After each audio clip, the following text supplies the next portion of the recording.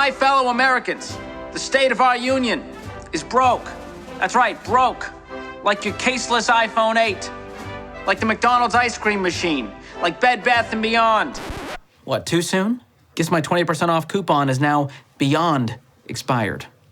But seriously, if you're feeling broke and stressed about money lately, you are not alone. About a third of Americans said they're either struggling or in crisis with their finances. And according to the Census Bureau, about 36% of consumers say it has been somewhat to very difficult for them to pay their usual bills in the last 7 days. Now, it can be tempting to blame all of this on inflation, especially when you look at your receipt and realize you just paid $6.41 for a box of Cap'n Crunch Oops All Berries. And yes, inflation is part of it, but there are some other things at play here. So in today's video, we're gonna go over 5 reasons why Americans feel so broke, and more importantly, what you can do about it. But first, you know what's not broke? Those like and subscribe buttons. And the share button, none of those are broke. They're all working just fine. Go ahead, try them out. Click them for yourself. Make sure they work. Do it for your country and for the algorithm. Mostly for the algorithm. All right, let's get to it. The first reason Americans feel so broke right now is inflation. In case you've been living under a rock, things are expensive. So expensive that a rock may actually be all the house you can afford. Oh, sorry, wrong rock. Last year, in 2022, the annual inflation rate in the US was 8% higher than the previous year, which is the biggest jump in decades. And according to a recent study from Edelman Financial Engines, 80% of Americans say they are making sacrifices because of inflation. And before you jump in the comments and say, actually I heard on the news that inflation's actually down. True, good, I'm glad you're keeping up. But guess what? That doesn't mean that prices are down. You see, inflation is technically defined as the rate of increase of prices over a given period of time, at least according to our pals over at the International Monetary Fund, or as I like to call it, So while inflation may actually be down year over year, meaning the rate has slowed, the actual prices haven't. Still sky high. But I don't have to tell you that. You can feel it in your wallet just by walking by the eggs in the grocery store. They're not cheap. See what I did there? Cheap. Cheap. Baby chicks? No? Okay. How does anyone find that funny? All right, the second thing making Americans feel broke is cost of living. Cost of living refers to the money it takes to afford the goods and services to maintain a certain lifestyle. And this is usually measured using the Consumer Price Index, or CPI, which basically just tracks the prices of a collection of certain basic goods and services over time. And it's been going up like lighters at a Boyz II Men concert. Or for the modern man, the smartphone flashlight at a Taylor Swift concert. I'm old school. I got soul. I got soul, but I'm not. Classic Boyz II Men song.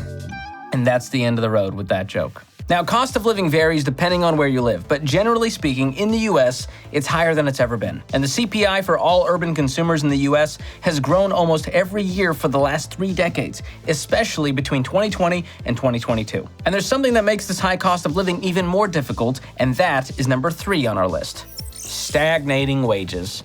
Boo. We don't want them. Give us, what's the opposite of stagnate? Increasing? Why is stagnating such a big word? I don't know. I don't know. I just got here. Between March 2021 and March 2023, the monthly inflation rate in the U.S. consistently surpassed the country's wage growth. To put it simply, wages haven't kept up with inflation, so it's harder to pay for the stuff you're used to buying. Example.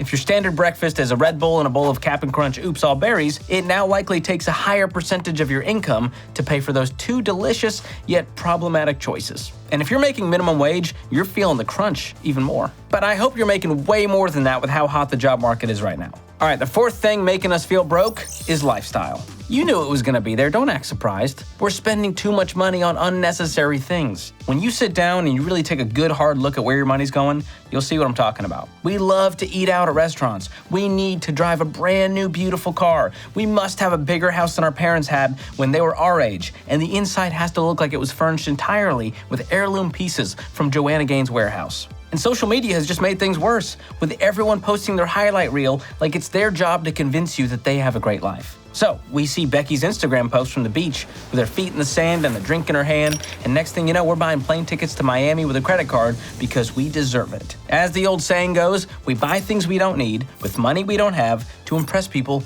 we don't even like. Was that an Einstein quote, or was that Bieber? Could have been Kanye. I don't know.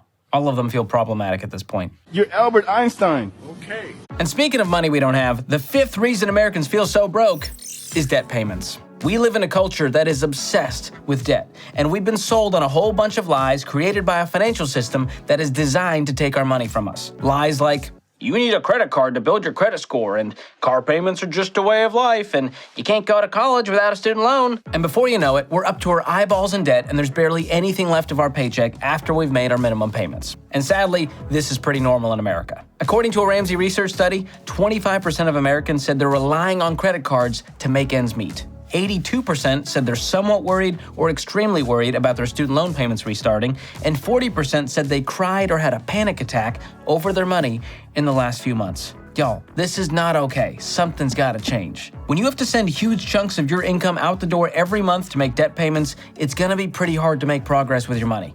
That's a no-brainer. And yeah, you're gonna feel broke if that's you. My wallet's gone! My wallet's gone! All right, so we've covered 5 things that are making Americans feel broke, but what do we do about it? You know, most YouTubers, they'd probably just end the video here and go, wah, wah, wee, wah, but I'm here to give you some hope, okay, to give you some next steps. And it's not gonna be easy, but there are things you can do to take control and build that financial future. So let's look back at our list. Inflation? I don't know about you, but personally, I can't control that, but I can control how I spend and what I consume. I can switch from name brands over to generic brands. I can change where I grocery shop. I can eat out less. I can have friends over instead of going out. I can cut all those subscriptions that I never even use, and I can quit buying every item from the most recent BuzzFeed article called 20 Things You Can't Live Without. I will live without it, and you're gonna like it, BuzzFeed. You don't get to tell me nothing. Who's writing these articles? It's either AI or like a 17-year-old, and either way, I'm not buying it. It's just honesty, sorry. All right, cost of living. This is a tough one. Rent and housing prices have gone crazy, but you still get a choice in where you live, how much house you buy, and having roommates to help cover the costs. Is any of that fun? Not really, but I'm trying to help you avoid being broke. So you've got to make some sacrifices, and that might mean moving further out of the city or finding a trustworthy roommate that can help you split the bills. All of that is going to help you keep your cost of living down and help you hit your financial goals. Stagnating wages. Listen, I can't control federal minimum wage, but I can control what job I have, the career I choose, and how many side gigs I take on to help make ends meet. I know it's not fun, but we're not saying this is forever. I'm just saying right now, while you're trying to build a solid financial foundation and get out of debt and get an emergency fund, it is totally worth it. And those are things I actually did when I was trying to get out of debt. I was working 2 or 3 side jobs. I was living on less than I made. I wasn't eating out, and it was worth the 18 months of sacrifice to get to where I am today. All right, these last 2 on the list, lifestyle and debt, those are completely in your control. And if you can get these under control, the other 3 become way less of a big deal. So ask yourself, what could I change about my lifestyle that would help my financial situation? How can I make more? How can I spend less?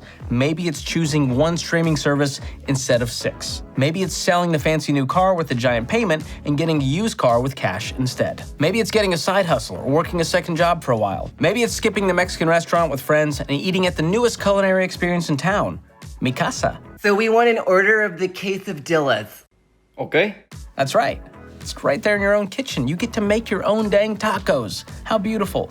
And by the way, you can get like 80 corn tortillas for $5, okay? Don't tell me it's expensive, but don't eat them all in one sitting. Now, those might feel like pretty big lifestyle changes, but they can make a huge difference in your financial situation. All right, another lifestyle change that makes a huge difference, doing a budget every month. If you're feeling stressed about money, don't complain until you've done a budget, okay? Do this ASAP. It puts you in control. It gives you permission to spend your money your way. All right, budgeting is how you make your money goals happen. Make it part of your lifestyle if you want to win with money. It's an intentional spending plan, and you've got to get on one. The other thing on this list we can control, debt payments. So many people think debt is just a way of life. That car payment, credit cards, student loans will always just be a part of your life. Get rid of it. You don't need it. Don't be one of those people. Pay off your debt.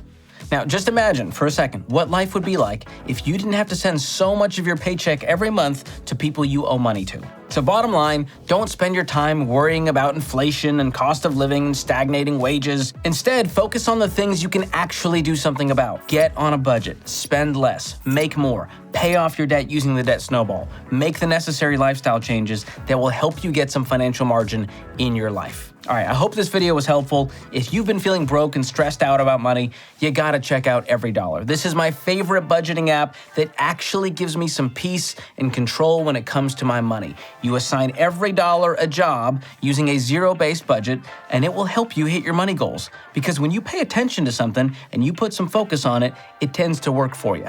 So I'll put a link in the description to that budgeting app, and I've got a killer deal for you guys you don't want to miss. So go start your budget and see if you don't feel a little bit better when you're done looking in that financial mirror. As always, make sure to subscribe to this channel, like this video, and share it with everyone in your life who is spending way too much of their hard-earned money on Cap and Crunch Oops All Berries. Seriously, I could buy like actual berries for less than that. Thanks for watching. We'll see you next time. All berries slaps. I don't care who you are.